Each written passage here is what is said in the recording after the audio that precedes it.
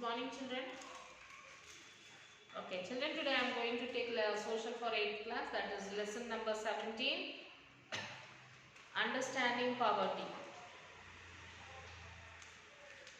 Okay, in the last class we have discussed about how this energy should be needed for a person, those who are working hard work, those who are doing hard work in the rural areas, such people, how much kilocalories of energy they need per day. All this we discussed in the last class.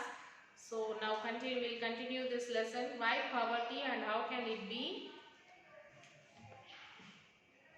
eliminated? The most important contributor to poverty, as you would have guessed by now, is the lack of regular employment.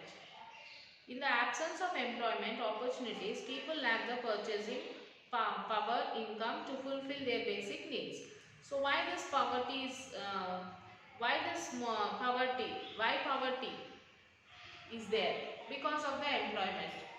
If there is no employment, what will happen? Obviously, the head of the family will not get the salaries. If there is no job for him, he won't get the salary and he won't be able to buy the items which is required for the family, food items or anything. Chronic hunger is one of the fallouts of this lack of minimum purchasing powers. Agriculture sources of livelihood. More than 50% of the people in India still depend upon agriculture activities for their livelihood. So more than 50% of the people in India are still depending on the agriculture activities for their livelihood. However, agriculture contributes only 1/6 of the total income of the country. Limited employment opportunities in manufacturing and services have forced people to continue to depend upon agriculture. Most of them are small farmers and agriculture laborers.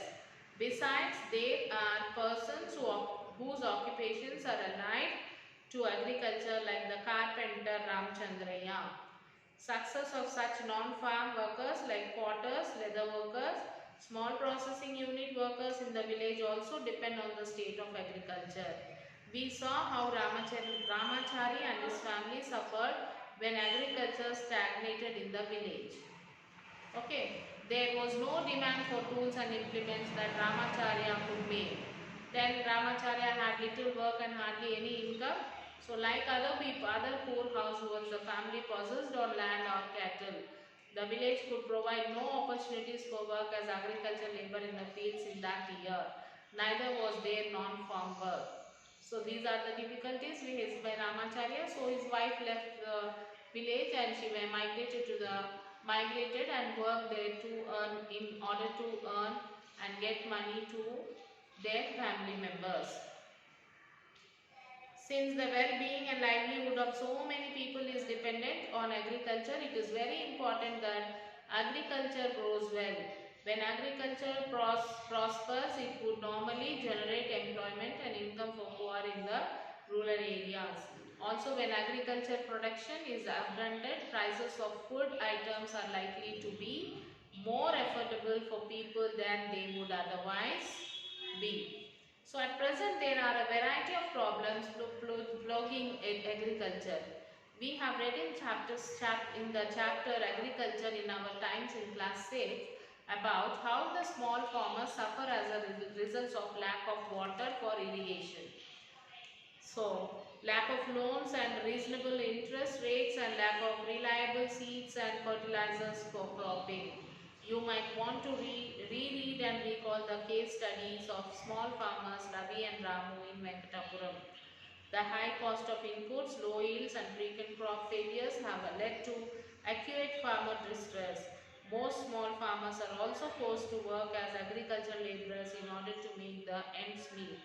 In fact, 4 out of 5 farmers in Telangana and Andhra Pradesh are like Ravi and Ramu. So, other livelihood options. What are the other livelihood options? In Telangana and Andhra Pradesh, nearly 2/5 of all rural families are mainly agricultural laborers. So in Telangana and Andhra Pradesh, 2/5 of rural families are dependent on are agricultural laborers. Their families are mostly landless and others cultivate very little land. Their families are mostly landless and some people who have land they cultivate. The opportunities for work are very limited. The opportunities for work are very limited. The number of days of agriculture work that laborers can manage to get in a normal year varies from 120 to 180 days.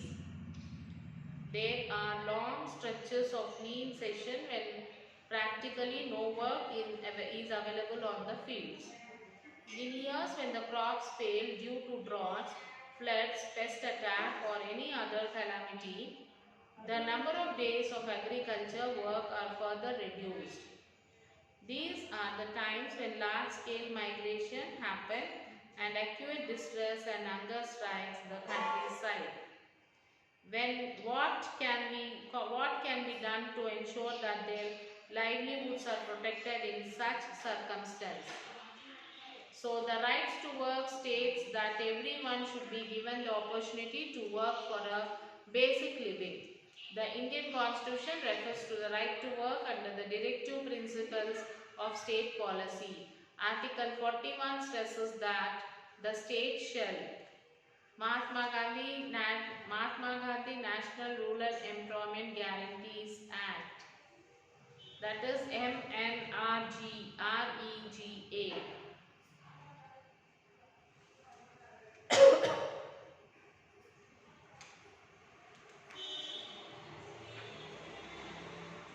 So this Baleshwar Mehto, a resident of Bihar, Arayara district, goes to Punjab every year in search of work to sustain his family. To look after his family, Baleshwar used to go to Punjab every year in search of some work. He had planned to go there this June as well. So as every year he used to go, so this June also he planned to go to Punjab. However, he got MNRGE employment in his own village, so he decided to stay back. So Mahatma Gandhi National Rural Employment Guarantee Act was there in his village, so he did not go to Punjab. A large number of people from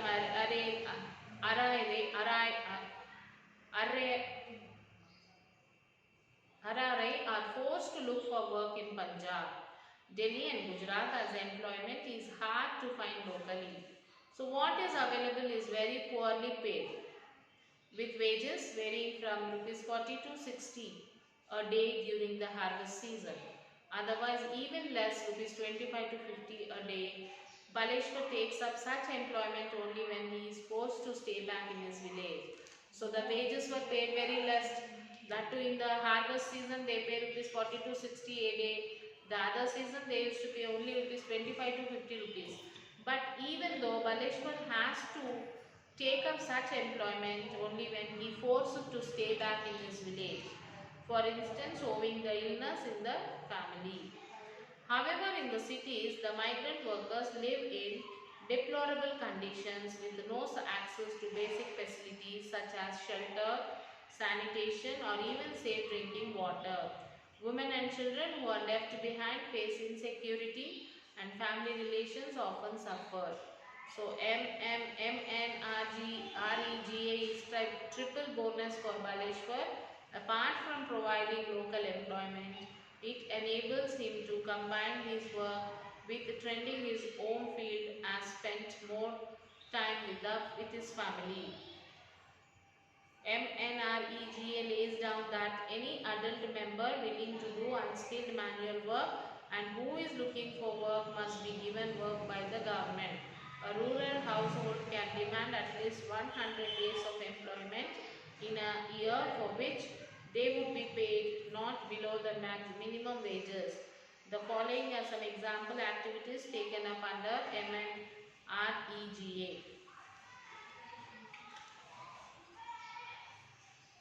Okay, water conservation and water harvesting, drought proofing including of afforestation and tree plantation, provisions of irrigation facility to land owned by household belongings to the SCs and STs, renovation of traditional water bodies including distilling of tanks. With the help of your teacher, find out what the above works given in the last meal. Plan a visit to one of the sites in your village town where you can see public workers in progress. Record your conversation.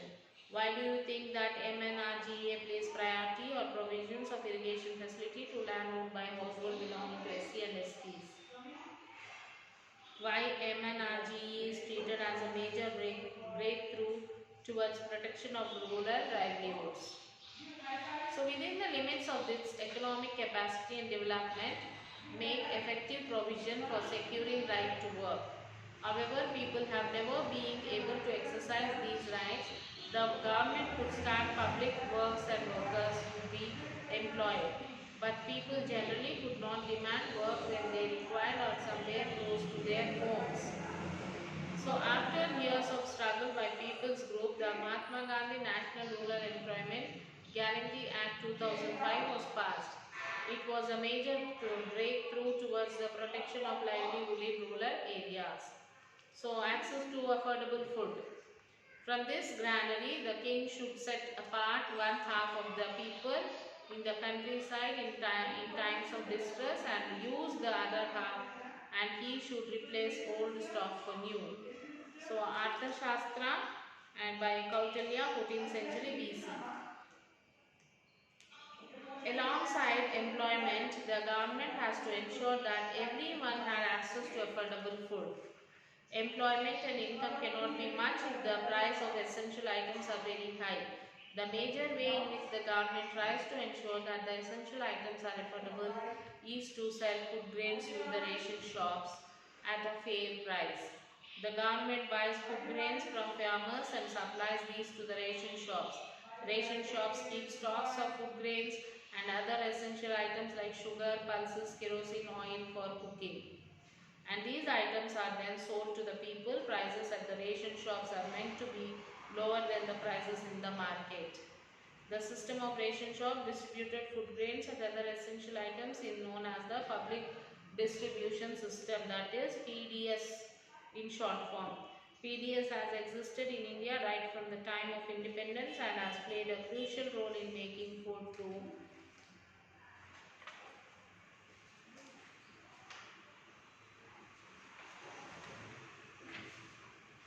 available to everyone, both the rural and the urban areas. There were of course problems of functioning. In some places the ration shop would not open regularly or on time. The food grain stock would be altered in the intention that no one buys it. Ration shop owners would be found selling food grains in other shops rather than to the public. Many people, including the poor, would not receive ration. Performance of ration shop was not so good as expected in the poorest states and the poorest regions of India. The problems of PDS requires better implementation. Since PDS was working well in the southern states of Kerala, so Telangana, Andhra Pradesh and Tamil Nadu, it would certainly be possible to improve if only everyone would try. So however, the Indian government had other plans. Around the year 1997, it decided that ration shops should cater mainly to the poor. From here on, the poor would be served by the ration shops while the rest would buy food grains mainly from the market at the higher prices. So these PDS shops, these ration shops are provided only for the poor people, and the other people, they can buy the food grains from the other shops for the higher prices.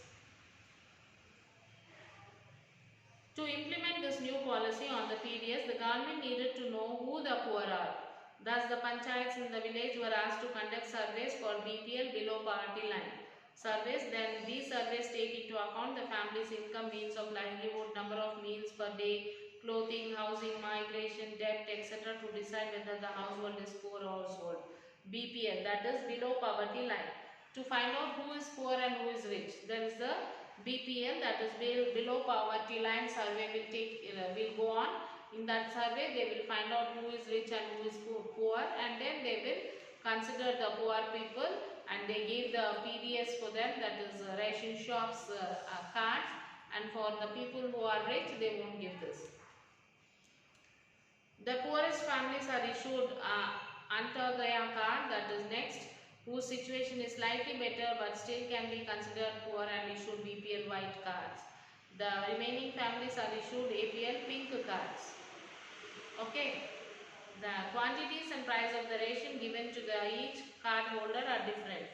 For example, the Antyodaya card holder are entitled to get 35 kg of food grains, rice and wheat per month for family. But the BPL card holder in Telangana can receive per month 6 kg of food grains per head. So the Anantapuram scheme card holders, who are the poorest of the poor, indicated senior citizen, get 10 kg of rice free of cost. So the struggle towards the right to life.